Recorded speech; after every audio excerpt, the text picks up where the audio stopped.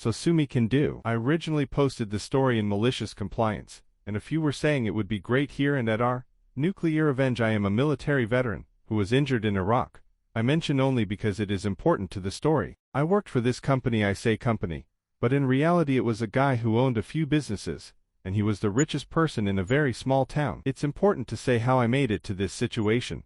I will try and make it quick so I can get to the steak and taters as it were. I joined the military before I even completed high school, late birthdays and all of that. I choose a military career path that I figured I would enjoy, and since I love working on things I became a mechanic. It offered a great sign-on bonus, so that was a bonus. I went through basic, only ever spending money on necessities, so saved up quite a lot. Saved even more through advanced training for my MOS military job. By the time I was done with both, I had half of my sign-on bonus and just short of an entire year's pay in my bank account. At my age, most would have splurged. I invested in the stock market, Bitcoin, and paid off my parents' house. A couple of deployments, the other half of my bonus, and the only thing I really ever spent money on outside of necessities was my Hatrod. Needless to say, I had some money saved up and invested it also. Long story short, when I discharged I was pretty comfortable even after a nasty divorce. Don't get me wrong, I don't have stupid money, but because of the divorces a lot of stocks were cashed out, split, and if anyone follows Bitcoin over the past 2 decades,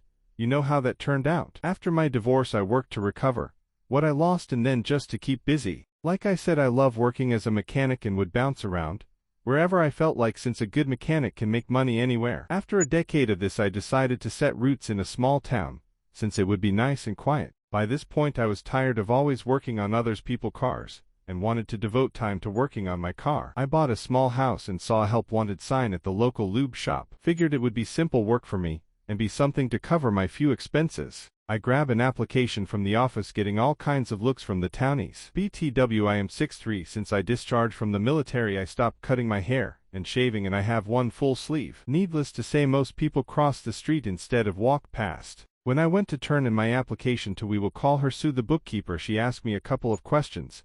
Noticed I checked I was a veteran, and puts a Y on my application. Later that day Sue calls me and asks if I would come back in to meet the owner. Let's call him Peter. I agree, and Sue says Peter will be there in an hour, so if I come in then we can talk about the position. I show up and Peter's eyes bulge at first sight, but we get to chatting and my southern charm wins him over. He tossed me a calendar that he had made of his car collection, and asked me to name of the ones I recognize. There were a couple of Mustangs, a Ford GT, a Bricklin SV1, a Judge, a Demon, a Pantera, and a MXT. He was impressed that I knew what the SV1 was, and we chatted cars for a bit. He offered me the position and explained that I would be paid $100 a day, and that I would work Moonsat from 8-6, no overtime, but I would get a full day's pay even if we closed shop early for some reason, and eat when I could. I would be off every Sunday and 1 extra day during the week. Awesome start, and work maybe a year, no issues. Peter asked if I could help him out by being a relief worker for his other lube shops in neighboring towns. He says he will give me $20 every day for travel, and basically I would be covering so guys could take days off at the other stores. I agreed and did this for about a year. Then disaster strikes. Peter meets Karen and falls madly in love. In the span of a month they are married, and he starts supporting her and her gambling problem. This is when all of the problems start. One week I notice my paycheck was only $250 and ask about it. Sue tells me apparently there have been some changes, and I should really speak to Peter about it. Sure, no problem. I call up Peter and ask if we can talk about some things. He shows up with Karen in tow, and when I asked why my pay was short, he tells me it was because of the bad weather, and us closing early affected the business. I would have let it go at that because Peter was a nice guy, but Karen decided to speak. It isn't very fair to us to have to pay you for a full day if you don't work the full 10 hours. I said that would be true if I wasn't on a negotiated day rate, and if I get paid for each day I work, not hourly. That why I don't get paid 19 hours overtime each week. She claims that's not how it works anymore, that from now on I would be paid for the hours I worked and nothing else. Okay, whatever you say, Karen. Fast forward to the next week. We had a week's worth of very busy days, where we were open a couple hours later than normal to finish up with waiting customers, and I gave up one of my days off to cover for a sick coworker. So when what should have easily been over an $800 paycheck was only $600, I had some questions. I called Peter and asked him what was going on, why I only got paid $600, and he says, well, that's what we agreed on, a $100 a day. I look at him blankly and ask if he forgot about last week, and he asked what about it. I reminded him, and he just says it is what it is. Okay, so at this point I am aggravated. And that is when Karen walks in and asks, so what is he bitching about now? I look at her coldly and say, well, I worked 80 hours last week, and y'all only paid me $600. She looks at me and says, you're contracted labor, and you agreed to $100 per day, so why would we pay you more than that? I look at Peter and ask, is that how it is? He just says, you heard the lady. I went home and convinced myself that I was only working to cover my few living expenses. Anyway, the job isn't that hard. The only other things in this small town would have been assembling sheds, or slinging chickens at a chicken plant. The next week, one of the guys I work with is getting yelled at in front of customers by Karen about what she claims is an OSHA violation. She claims that as part owner of the company, it is her responsibility to ensure that all OSHA regulations are met, and his apparent violation was him wearing tinted safety glasses. Now this is BS because the bays faced east-west, and with how the cars pulled in, top workers got the sun during the day, and the pit worker got it in the evening. I shake my head as I am walking in, and like a T-Rex in a dinosaur movie, it attracted Karen's attention, and she decides to shout at me, you got something to say, you big bitch, and I just kept walking. I told Sue she needed to have a long talk with Peter before Karen's mouth wrote checks he would have to cash, and she says, I just keep the books, don't involve me. So this behavior goes on another year, and finally I am at my limit. On the day I started my malicious compliance, I was in a very bad mood. I had woken up to news that a good friend of mine, that was responsible for me surviving being blown up in Iraq, was taken out by a drunk driver. Not wanting to deal with anyone, I tell the shop I will be working pit all day and to just let me be. These guys have been working with me a few years now and know something is up. I never once thought that this would be a day that I would need to deal with Karen, since I was working at the furthest shop from the main shop, and it was in the opposite direction of the casinos. But I wasn't so lucky, or maybe I was. Peter and Karen show up and she storms into the pit and scream, Peter, come look at this mess. I have no idea what she is talking about because I always kept the pit spotless and would clean as I worked, where a lot of others would clean at the end of the day. Her complaint was about 50 of the most common oil filters we would use in a day being stacked on my waste drums for easy access to me, so I wouldn't have to wait to the top guys to hand me filters. I did this all of the time, and Peter knew about it and never cared. Before he comes down, looks around, and tells me like he is talking to a teenager, clean up this pigsty. I shake my head and say, today's not the day, Peter, move on and take her with you. This apparently infuriated Karen, who of course thought it was the utmost disrespect to her and Peter, and he tells me if I don't like it I am free to leave, so I left. Now don't freak out, this story isn't over yet, that it just the first flap of the butterfly's wings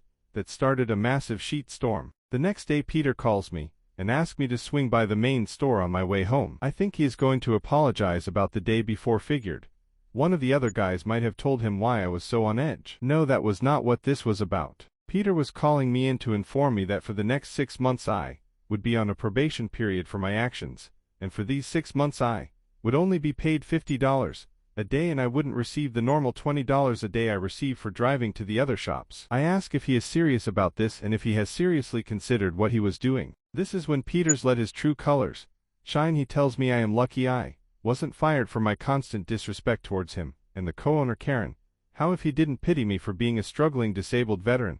I never once discussed my money with anyone I worked with. Why Peter thought I was broke and desperate was solely based on my appearance. From what I could tell, he would have fired me long ago. Something inside me snapped and I just started laughing. He asked me what I thought was so funny, and I stood to my full height, stepped to him like a drill sergeant, about to give some wall-to-wall counseling, and say you should reconsider your life choices and who you choose to go into business with. Peter then says, what, you gonna sue me or something? Go ahead if you think you can afford to. What do you get from the vol? Like $1,000 a month. I know how bad you need this job. That wasn't my plan, but it kicked in my malicious compliance, and since I will always be a solider to go to war. That day I called a labor lawyer, paid the $3,000 retainer, and started my lawsuit for unsafe work environment, unpaid overtime, and minimum wage violations, all while continuing to work for him. It was glorious, but still not enough. Took about the 6 months of my probation for the lawyer to get off of the paperwork together, and filed slow rolling it on my request, and this lawyer was a former Marine, so I think he had an idea of what I had in mind. After everything was ready, my lawyer filed the paperwork, and Peter and Karen were served at the main store while I was at work. They read the paperwork, and the process server for my lawyer stuck around to be a witness to what I knew would be coming. When they read that I was suing them, Karen and Peter flipped. Peter shouts, I should kick your ass, you ungrateful piece of shit, and Karen screams, you're fucking fired, you pussy. I bet you weren't even really in the military. The process server recorded everything, gave it to my lawyer, who added to the lawsuit unlawful termination, because it is illegal to fire an employee because they are suing you. The next day I opened up my lube shop car wash combo and started recruiting my former co-workers at higher pay plus commission. They also wanted to jump in on the lawsuit, and my lawyer was more than happy to add them to it. So 2 years down the road, after subpoenas to get security footage from the shops, the books going back 5 years, and sworn testimonies, we go to a mediation to settle. They offer a measly $50K to split between the 15 of us on the lawsuit, when that didn't even cover the unpaid overtime. We declined. Then our Apache came in to save the day, sent by the IRS, delivered to my lawyer because of request for the company's tax documents. Peter held each lube shop as its own individual LLC, each with its own tax ID and employment record. Peter and Karen thought it would be a smart move to file for a tax credit for employing a veteran at each of the 6 shops. In their filing they claimed that they employed a veteran, me, as a full-time employee working a minimum 36 hours a week at rate of $12 HR. The government gives a tax break to companies that employ veterans. At the next mediation, my lawyer presented the reports to their lawyer and the mediator, and after a quick 20 minutes discussion, Peter and Karen came back and agreed to settle at our request of $40K in unpaid overtime to be split between 15 of us, all legal fees, and a personal settlement for the unlawful termination suit of $20K for each shop I was listed as an employee at, as well as unpaid wages. For the 6 months I was only paid $5 an hour. Their only demand was that we all agree to a gag order, so that nothing would leave the mediator's table. Of course we signed and we took our paychecks, but somehow their tax paperwork made its way to just the right person at the IRS, and they decided to audit Peter and Karen, and an investigation was opened on them for tax fraud. I sold the shop I opened to the guys that came over and jumped in on the lawsuit. They each paid me $8K and I washed my hands of it. I put my house up for sale and moved away. I did go back about 8 months later because the guy who was supposed to take care of the lawn had apparently been arrested, and the yard went a few months without being cut before the city informed me that they were going to fine me $100 a day until it was brought to code. So I went down to mow it myself.